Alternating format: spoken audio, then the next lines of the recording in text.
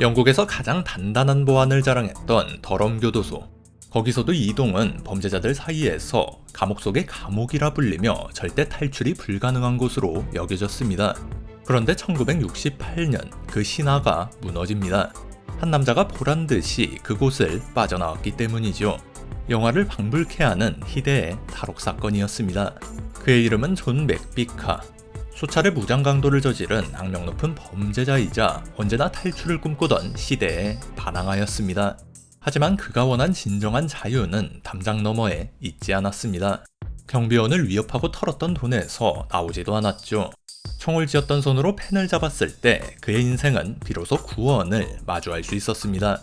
오늘은 영국을 뒤흔든 공공의 적 1호에서 가장 날카로운 범죄 전문 기자로 변신한 남자 존 맥비카의 이야기입니다. 1940년 3월 21일 존 맥비카는 친절한 신문가판대 주인 조지와 다이앤 맥비카 부부의 아들로 태어났습니다. 학창시절 맥비카는 뛰어난 운동선수이자 체스 챔피언이었죠. 그러나 그는 심한 반항기질을 가지고 있었고 타고난 두뇌와 신체 능력을 범죄에 이용했습니다.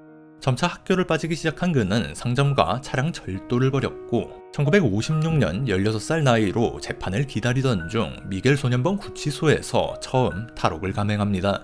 비록 금방 붙잡혀 2년간 수감 생활을 했지만 이곳은 그가 더 심각한 범죄 세계로 들어가는 발판이 되었습니다. 그는 다른 청소년 범죄자와 교류하며 온갖 강도 수법을 익혀 소년원을 졸업하게 되죠. 출소 후 맥비카는 곧바로 동료들을 모아 수년간 상점을 털며 무장 강도로 악명을 떨쳤습니다. 결국 1964년 보석상에서 1000파운드를 강탈한 혐의로 체포됩니다. 법정에서도 그의 투쟁심과 반항기질은 여전했습니다. 변호사를 구하지 않고 스스로 변론하며 배심원 판결 불일치를 끌어냈죠. 하지만 재심 끝에 결국 8년형을 선고받습니다.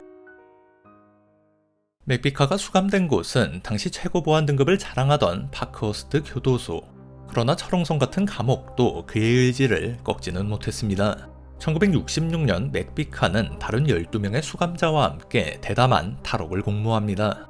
이들은 수감 생활 중 부당한 대우를 받았다며 가짜 소송을 제기해 법원에 출두할 기회를 얻어냈습니다. 삼엄한 감옥을 벗어나기 위한 기막힌 작전이었죠.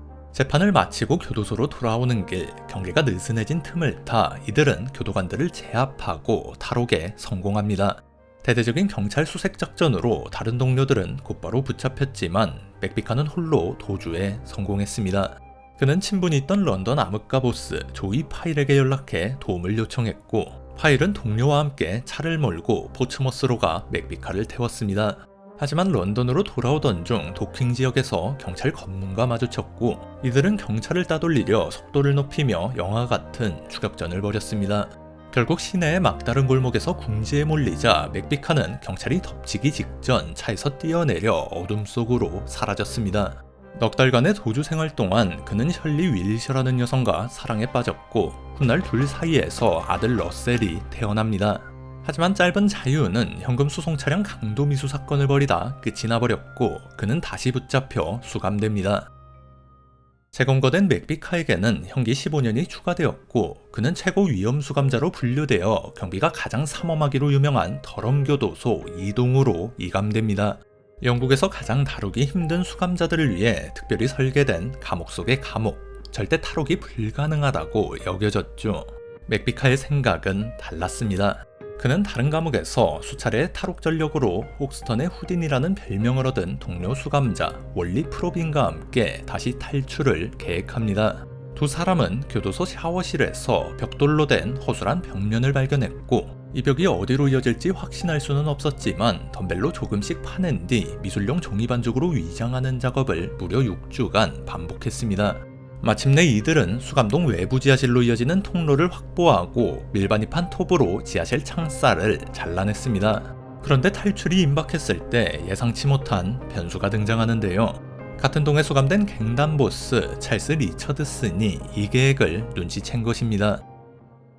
영화 레전드로 알려진 크레이 형제와 대립할 만큼 악명 높은 갱스터였던 찰스 리처드슨은 교도소 안에서도 폭군으로 군림했습니다.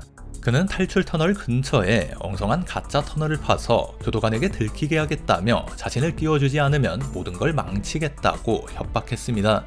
맥비카는 어쩔 수 없이 그를 동참시키기로 약속하죠.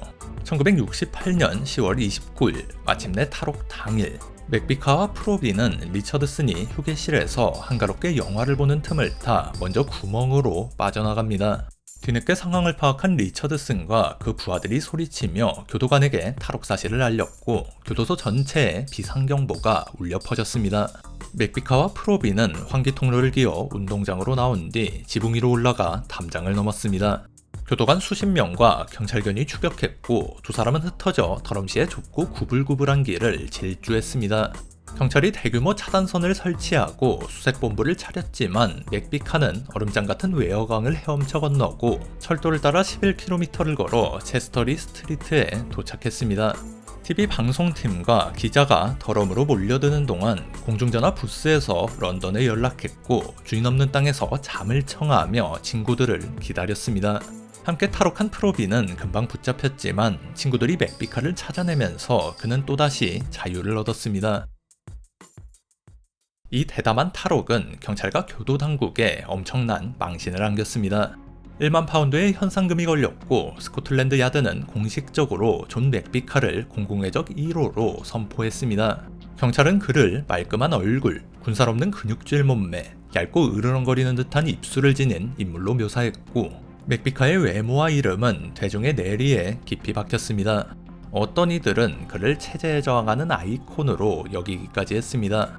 하지만 이 명성은 그를 전설로 만드는 동시에 자유로운 생활을 불가능하게 만드는 족쇄가 되었습니다. 그는 런던 남부 블랙히스에서 여자친구 셜리, 그리고 수감 중에 태어난 아들 러셀과 신분을 숨긴 채 살았죠.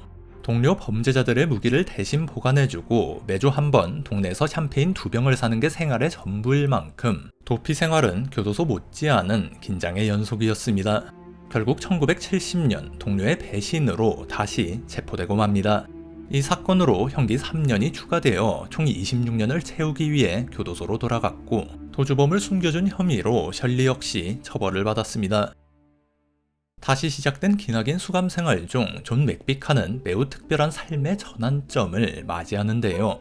그는 더럼 교도소에서 수감자들을 교육하던 사회학자 로리 테일러를 만나게 됩니다.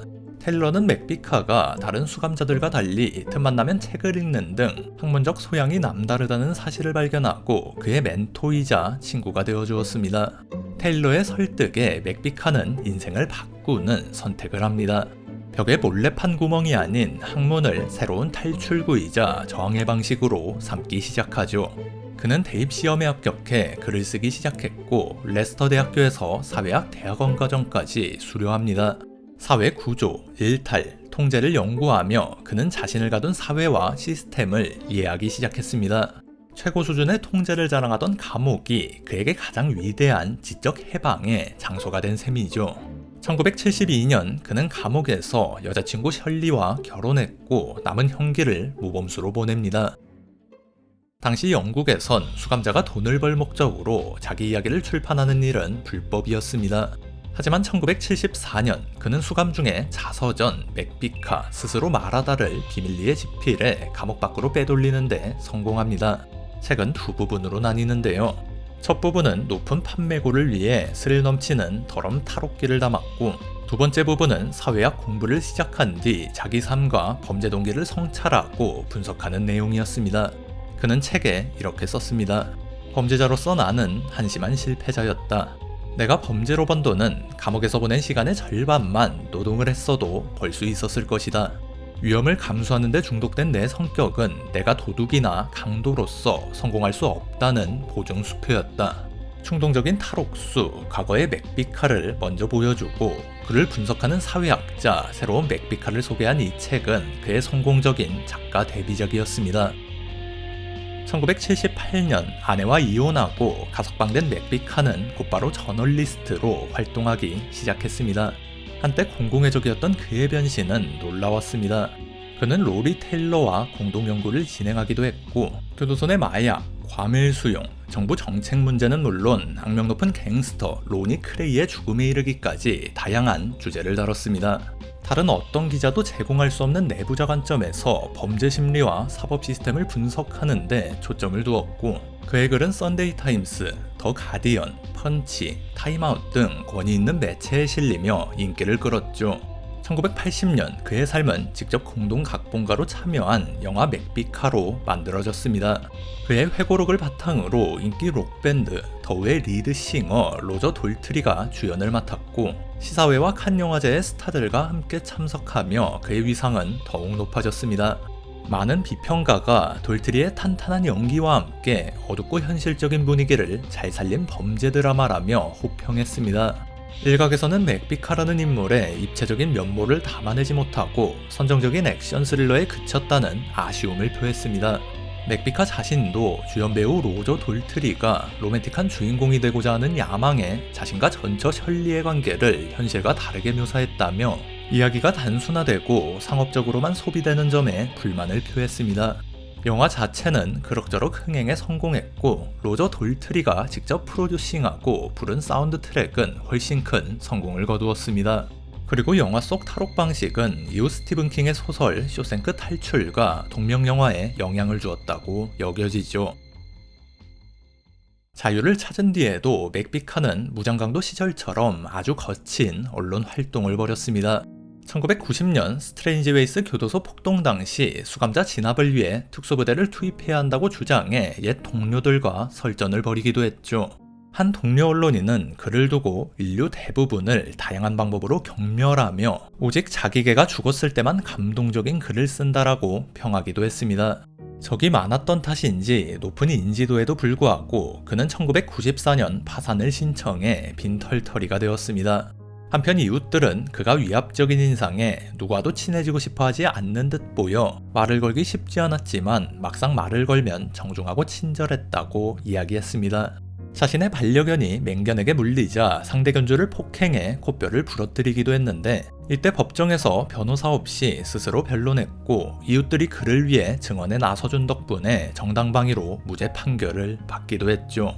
1995년 그는 잡지 스파이크드에 유명 육상 선수 림포드 크리스티가 경기력 향상 약물을 사용했다는 의혹을 제기합니다. 세계 랭킹 156위였던 선수가 기량이 쇠퇴해야 할 나이에 정상에 오른 일은 약물 없이는 불가능하다라는 내용이었죠.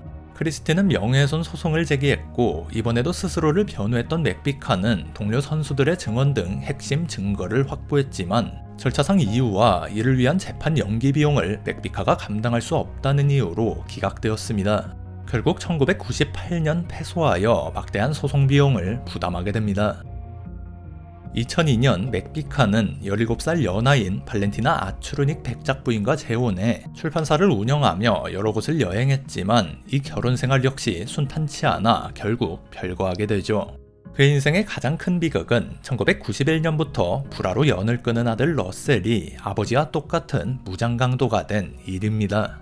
1998년 러셀은 런던에서 여러 차례 은행 강도를 저지르고 미술관 직원을 총으로 위협해 80만 파운드 상당의 피카소 작품을 훔친 혐의로 15년형을 선고받았습니다. 심지어 복역 중 탈주해 다시 강도 행각을 벌이기까지 했죠. 맥비카는 아들의 범죄가 내가 어린 시절 감옥에 있어 곁에 없었던 것에 대한 복수이자 자기 삶에 대한 끔찍한 패러디 같다고 고백했습니다. 놀랍게도 아들 러셀 또한 감옥에서 환경 학위를 취득하고 석방 후 기후변화에 관한 책을 썼습니다. 아버지의 삶이 기이하게 되풀이된 것입니다. 말년에 맥비카는 에식스주 강변 캐러밴에서 홀로 살았습니다. 그의 멘토이자 오랜 친구 로리 테일러는 운동광이었던 그가 몸이 쇠약해진 모습을 남에게 보이고 싶지 않아 외딴 곳으로 이사했을 것이라고 추측했습니다. 2022년 9월 6일 존 맥비카는 자신의 허스키를 산책시키던 중 심장마비로 세상을 떠났습니다. 그의 여동생 제니스는 언론과의 인터뷰에서 이렇게 말했습니다. 그는 인생을 바로잡았지만 스스로를 세상과 단절시켰어요. 마지막 통화에선 춥고 외롭다고 말했죠. 존 맥비카는 평생 무언가로부터 탈출하려 했습니다. 교도소의 벽, 공공의 적이라는 낙인, 그리고 어쩌면 자기 자신에게서.